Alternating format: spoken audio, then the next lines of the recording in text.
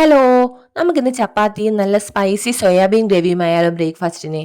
അപ്പോൾ അതിനാവശ്യമായ സോയാബീൻ എടുത്ത് നന്നായിട്ട് തിളച്ച വെള്ളത്തിലേക്കിട്ട് 5 മിനിറ്റ് സോക്ക് ചെയ്യാൻ വെച്ചതിന് ശേഷം കഴുകി പിഴിഞ്ഞെടുത്ത് അതിലേക്ക് ആവശ്യമായ മഞ്ഞൾപ്പൊടി, മുളക് പൊടി, ഉപ്പ് എന്നിവ ചേർത്ത് നന്നായി മിക്സ് ചെയ്ത് 5 മിനിറ്റ് റെസ്റ്റ് ചെയ്യാൻ വെക്കാം.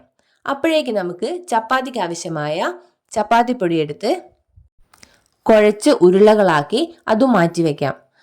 അതിനുശേഷം ഒരു ചീനച്ചട്ടി എടുത്ത് അതിലേക്ക് ആവശ്യമായ വെളിച്ചെണ്ണ ഒഴിച്ച് നമ്മൾ മുന്നേ മാറ്റിവെച്ച സോയാബീൻ അതിലേക്കിട്ട് നന്നായി വഴറ്റിയെടുക്കാം.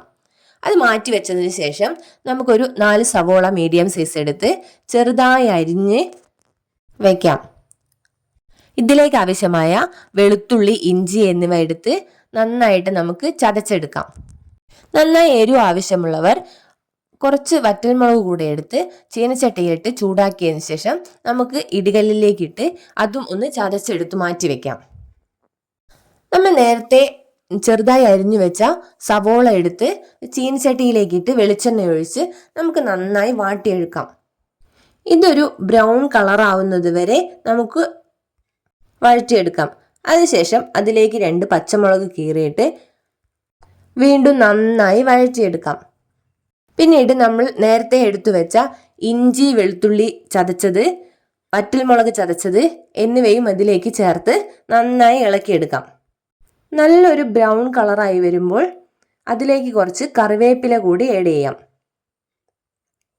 എന്നിട്ട് നമ്മൾ നേരത്തെ എടുത്തു വെച്ച സോയാബീൻ അതിലേക്കിട്ട് നന്നായി ഇളക്കിയെടുക്കുക.